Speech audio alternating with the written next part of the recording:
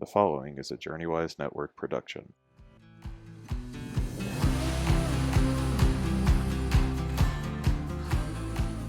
Hey friends, welcome to the JourneyWise podcast. I'm Shane Stanford. I'm Ronnie Kent. I'm James Kent.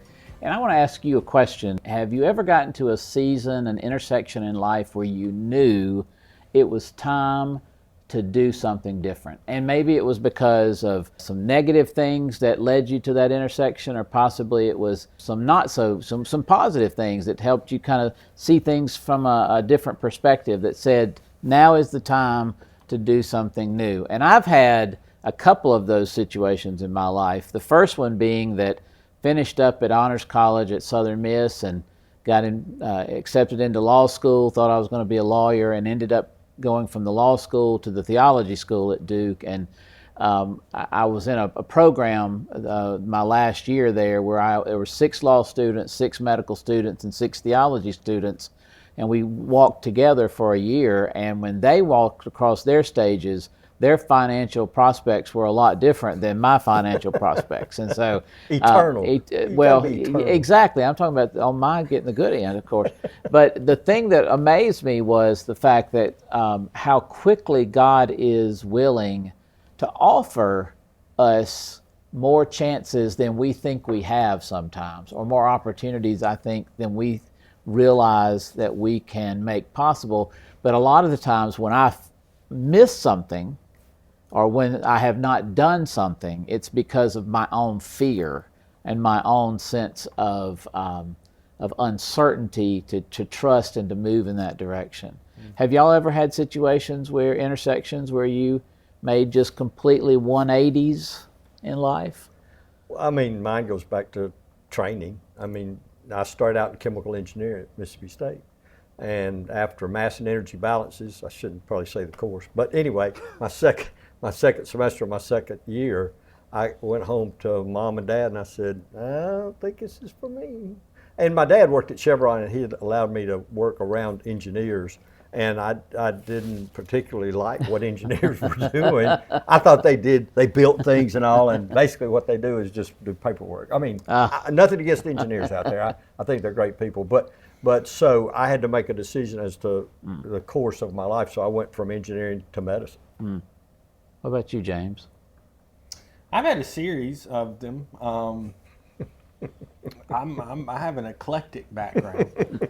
Tell us a little bit about your background, because you do have some windy, twisty roads out there. Freshman year, I went to Mississippi State, and I think for a variety of reasons, I just really didn't know who I was, and therefore didn't really know what I wanted to do, and was pretty paralyzed in terms of just where to go, which isn't a great place to be when you're in college. And what was that paralysis about? Was it disappointing your parents? Was it you disappointing yourself, or what was it? How long do we have? I think it was a lot of different things. Dad, overwhelmingly, I have not worried about disappointing Dad. I haven't. He's really not that important. Now, Mom. I knew every time I disappointed Mom. Just kidding. No. The thing is that more so it was difficult because Dad was just such a substantial figure, and Dad has always been a pretty. The way that he pursues what he wants to do or what he feels God's calling him into, it's very intense. It's very passionate. Being a middle child, I'm just more laid back. So I would say one of the difficulties was I left an environment where my job was to keep the peace, to be vanilla as much as I could be, to, all right, now you have to know everything that you want and make a lot of decisions. The hardest part for me, though, was I am incapable of doing something because I am supposed to do it. Okay. I have to want to do it. It has to be something I'm interested in. So the real core of it, I think, is I just lacked identity development. I didn't really know a whole lot about who I was, what I wanted. And some of that was to be who I was expected to be. The other part, and I truly believe this, Shane, this is an interesting one to me. Some of it was because I was born to a doctor and a nurse. Because I was always into things that they told me were dangerous. I'm serious. Like dirt bikes, what were some of my other? Four-wheelers, mud riding, hunting, just guns. bows and arrows. So some of it I think definitely was that I was just taking risk, but that always was interesting to me. It made me feel good and kind of alive. But they just didn't let me do 95% of Sure. all of those things. So No, they kept he did 100%. We just didn't approve of That's 95%. not true. so they kept a lot of boundaries, Very or boundary. tried to do boundaries. It was to physically protect me. And again, some of it was, mom was a nurse in the ICU, and it's like, you're not getting a motorcycle. I've seen what they can do. They broke So, their necks. And When I got older, I bought myself a motorcycle. And what's interesting to me is to look at how I rode that motorcycle. I was slow, methodical, and it was not. It was something that I would say was scary at times. And man, I loved it. It was more so about just getting to have the experience, I would say, than being crazy. Sure. A lot of my uncertainty could be traced back into childhood. Not their faults. I don't blame them for being protective, and Sure. saving me from horrible accidents. But it did. It didn't maybe allow me to express that desire for some riskiness as much as I might have benefited. After my freshman year, I had a cumulative GPA of 1.6 and never did any alcohol, not one single drug. I was just kind of lost. Didn't really feel the need to go to class. There are guys out there going, wait a minute. They're trying to work the formula out. Okay, not one alcohol, and you still had a 1.6, and they're trying to make. ask him about video games. What about video games? It was not overwhelmingly video games. Dad needs some way to explain the situation. Other than heredity. The truth is, video games weren't that big of a deal. Sure. There was just, I don't know what I was doing. I just was there. I literally did not know what I was doing. But anyway, I remember him coming home after his freshman year. I remember distinctly where we were behind the barn, and I remember him saying, and just the thought that's go through a father's mind when your son comes home after his freshman year in college and says this and say, "Dad, I'm in trouble." Oh, wow. Yeah. And the reason was, the follow-up statement was, "I don't know what I'm supposed to do." So fast forward, I switched my major to something I knew I was a little more interested in, and that was agricultural engineering, mostly because those guys in that department were good old country boys who, they grilled out behind their building. Yeah. And, I could get along with these guys. We had some things in common, and I enjoyed those classes, but it's a far cry from what I was studying. But Sure. I took classes like welding, and hands-on things that I could still find interesting. So I graduated with this degree, and then not long after that, again, I still don't know what I want to do, what I want to be, so to speak. So a lot of people tell me, and it's around the recession. The recession's kind of settling in, the 2008 recession. And some of them are like, well, you could go back to graduate school. And I'm thinking, well, it wasn't that great last time, but okay. So I decided to apply, see if I got in, and I did, and I started an MBA program. And about halfway through that, I thought, this is not it. It's still not it. He came to me and said, "I'm in trouble again." Again. And Well, so I said, "Why?" But And now he you said, finished that MBA No, I was program. making better grades this time. "Okay, Okay. no." But he said, I said, "Why?" And he said, these people are not like me. They have a different drive than I have." But you finished the program I did. still. Okay. But halfway through, I went to him, and he had psychologists working with him at the time, and I actually did some testing, vocational testing, and these tests will tell you, based on your personality and how you answer the test, some things that people like you enjoy doing, occupations. Well, pastoral ministry and counseling came back as Oh gosh, my I'm so sorry. top two. And Dad and others had told me, not that you shouldn't want to be a pastor, but that's a very difficult thing to do. So if you can do something else, I would try to do that. But then if God says, If you're no, not called to Right. that, if it's not something If you can do anything else, that's what my pastor told me when I was a senior in high school, and I thought it was I great agree advice. totally with So it. I went and talked to a counselor and found out there were places you could study it in a Christian environment, study psychology, and that was fascinating to me. This intersection of faith and Christianity and psychology, which if you boil it down, psychology is the study of humans and human behavior. So me and my wife were married at that time. We decided, sure, I'll apply. Well, I got into a school in Chattanooga, Richmond Graduate University, and did not anticipate that. I did finish my MBA, and this is kind of one of those God things, and part of your question is when I decided I wanted to pursue psychology. I mean, my undergraduate degree was in agricultural engineering, and I'd been given the choice to take Psych 101 or art, and I took art in undergrad. So I made spun a beautiful clay pot on the wheel too, by the way. Nice. Okay.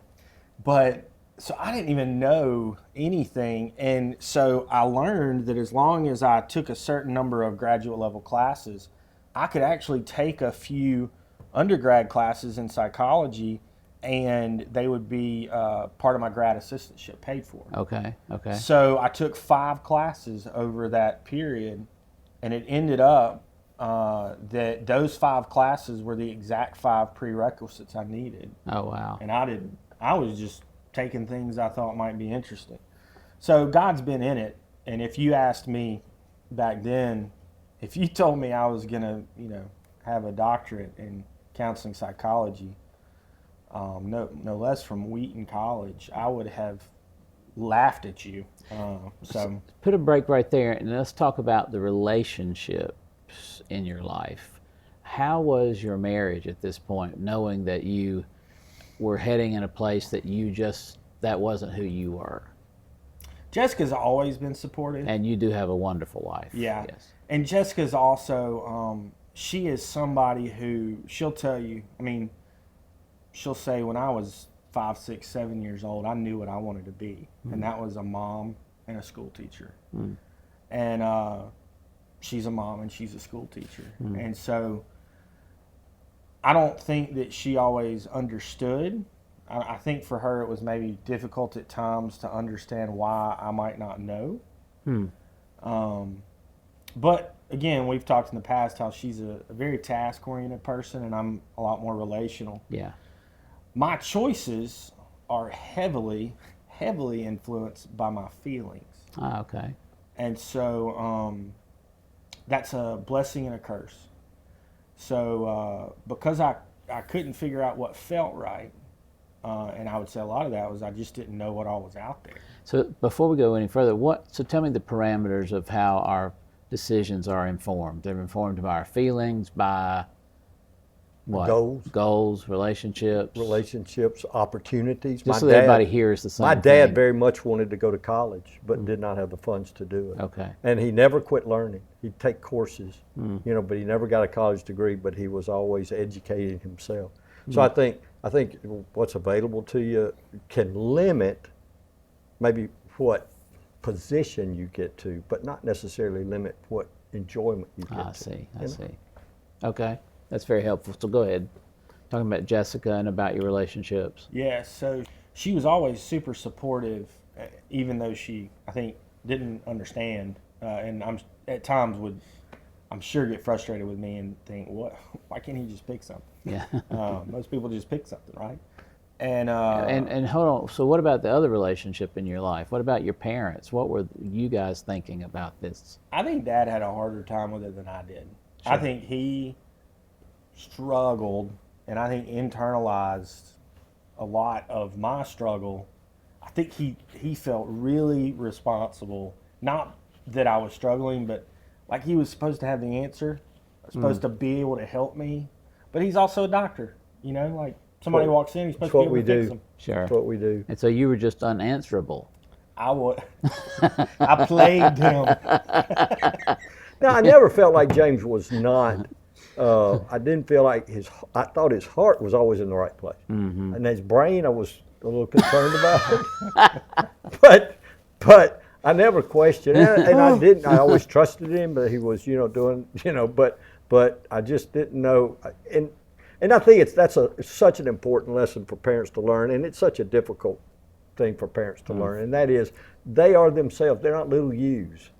Yes, I that's kind of very almost hard to- wanted him to be a little me, and in one way I wanted him to be a physician. We could work together, but isn't it very interesting that the way he went, we worked much closer together. I mean, we're sitting next to each other right now. Exactly. But we worked much closer together, him not being a doctor, than if he had been a physician. Sure. So here again, it's Yogi Berra. Yeah. If you get to a fork in the road, take it. Take it.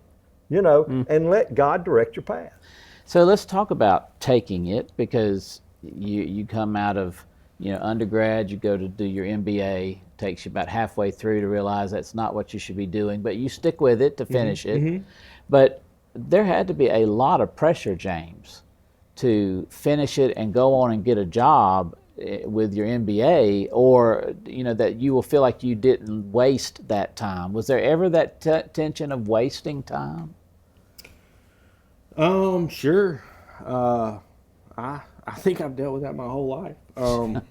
I think, but Jessica, I will say, her frustration with me never was more than her caring about Support part. Sure. for me. And both of them, let me step in and just say, both of them, I think, have a wonderfully unique quality that they share, and that is they both live in the moment.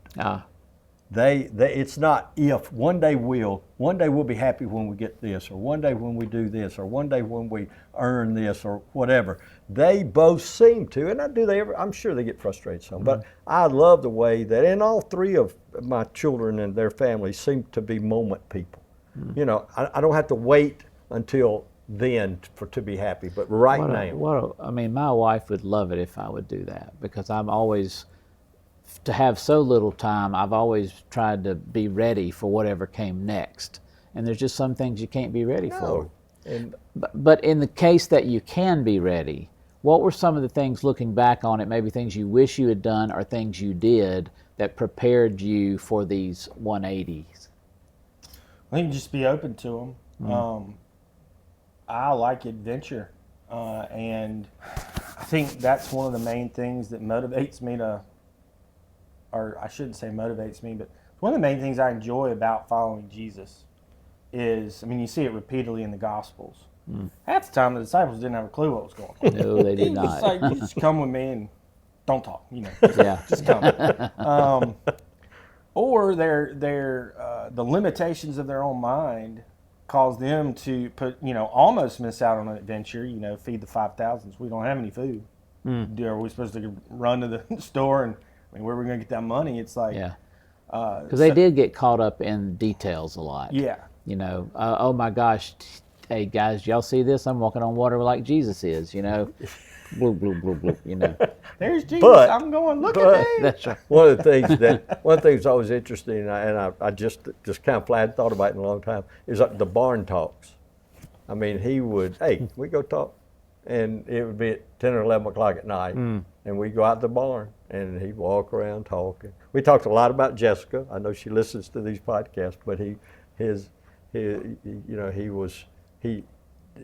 You just way outpunted your coverage. And way he was outran your he coverage. was so concerned about her being so committed and so focused, And I said, one day, brother, that's going to be such a blessing, and it is. I think he realizes it is. Yeah, I couldn't have a more supportive spouse. I don't know, to be honest, like why she supported me. Other people have that. But I think the expectation was, I think I can say that she, more than me, she trusted Jesus, and she knew that I was pursuing him. I think she really just thought, God's going to show him, And right now, I mean, we were fine. I was a grad assistant, had insurance, made $700 a month, and she was working at public school and making newlyweds, and we're making over $40,000 a year. You feel like you're wealthy, so I don't think there was a rush to anything. Either of us felt, and Hurry is a problem. Yeah. It can be a problem with your occupation, or Is there anything that you look back on and go, I would have done that differently, though? Any lesson? I'm sure there's lots of things. Well, I mean, just take a stab at it, I'll be honest, I'm really bad at that. Really. I don't remember the past very well. Some of that is why I forgive people really easily. he does. But I also just don't remember things I would have done different. I think that at times I could have had more faith, for sure. I think I got focused at times too much on like why is nothing happening, or what is happening, what am I supposed to do? Sure. When I could have enjoyed where I was more, and not worried so much. But I also think God's taught me a whole lot over a series of, him kind of showing up and showing out. He's grown my faith in that way. Okay, before you ask another question, Go ahead. what would you do different? Is there anything you would do different? I would have probably spent more time one thing at a time, because I ended up trying to do 4 or 5 things at the same time, and accomplished most of them, but that did have an effect on my relationships. It had an effect on my health at times. It had an effect on getting to a certain point that there's some things that are still undone in my life that I wish I would have done, and I'm still working on trying to do those. And so I think trying to just enjoy the moment of what I was experiencing. And of course, it's easy to do that now as you look back on it and go, oh, well, I did live this long. But there was this sense of always, needing to hurry up. You can't take too much time on that. I wish I'd have had more time and enjoyed it more. So you're now a parent now. So now you are where we are.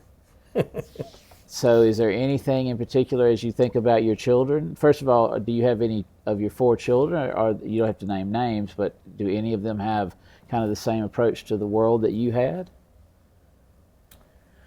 They're still pretty young. Oldest is 11. Youngest is just about to turn 6. Next week? Yeah. I think that because Jessica and I are both very relational, we have extremely relationally oriented kids, which means there's a lot of love. There's also a lot of hurt feelings. And talking. There's also a whole lot of, basically, I don't understand why we need to do that. Why does that matter? But I think that I see qualities of myself, and good Lord, hopefully, all of them possess qualities of Jessica. I don't know that any of them, though, are just a cookie cutter of me. I don't see any of them as just being just like me, or any of them really being just like Jessica. So you're encouraging them then, from what I'm hearing you're encouraging them to be the very best version of themselves, not try to be something predecided or that they're not. Are there certain principles that you try to teach your children, though? Yeah, I mean, I look at decisiveness is something that I emphasize with them.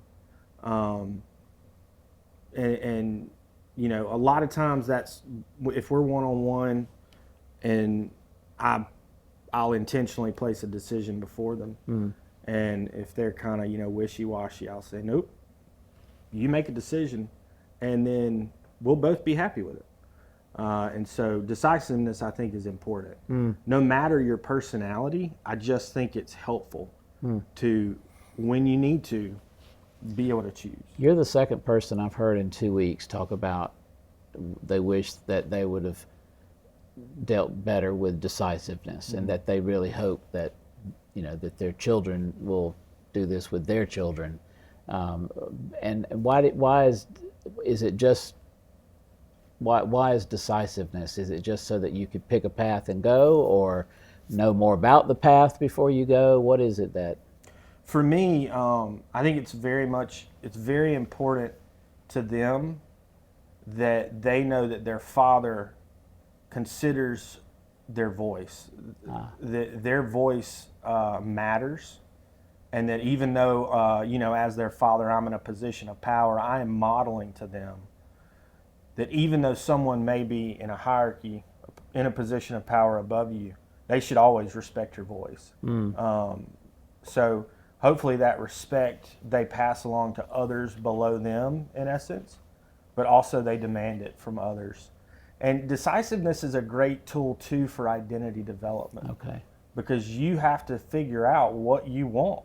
And so I think decisiveness for me, especially at their ages, covers a lot of ground. But we also deal with it in terms of, how do you deal with decisiveness in a group? Because there's 4 of them. So when we're doing movie night, how do we pick a movie? So there's other things too, but I'm always, I try not to be the mad scientist dad. Sure. That's always. Everything's an experiment. Yeah, psychologizing, is that the word? But I think that it does help me recognize how intentional you can be. Sure. Just throughout the day. That's great. Anything you want to add? When Jesus said, I came to give you abundant life, that was one of the few descriptions God actually has of himself is I am. Tell him I am sent you.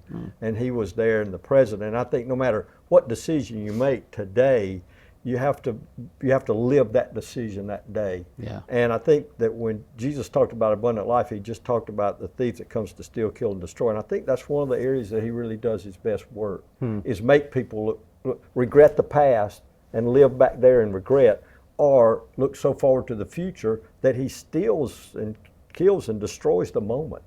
And this is where we are. Best things I ever did was when I was a resident and was pregnant, I realized I couldn't live on that $12,000 a year, and so I needed to get a little extra money. And so I went down to Hattiesburg 1 weekend a month. And because I was bored, I didn't want to particularly sit in a hotel, I walked around the hospital. And if I would see a doctor in his white coat come down the hall, I'd introduce myself to him, and we'd have a little chit chat. And in every one of them, I asked, if you were in my place, obviously you've been doing this, if you were in my place, what would you do different? Almost to a man, some with tears in their eyes, said, I would know my family better. Oh, wow. I would know my family better, because they would say, they're gone, my children are gone, I don't know them, my wife, we don't have that much of a relationship because I spent all my time there in the hospital. And I said, God, please help me. And it was so hard to do that. And I made some mistakes that I regretted, but I made some corrections that I hope, were appropriate. But I think that we learn from other people, both spiritually but also vocationally. I think we need to look to people to help us make better decisions. Not every intersection is about turning, but it's never too late to turn when you need to do something better. Exactly. Cool. Exactly. All right. Thank y'all. Yeah. Hey guys, it's Shane. We're so excited that you're on this journey, and we want to thank you for joining us. If you like what you hear, it would mean a lot if you'd subscribe to the podcast and give us a 5-star rating and review. And of course, stay tuned to all that God's doing and working to make all of us JourneyWise.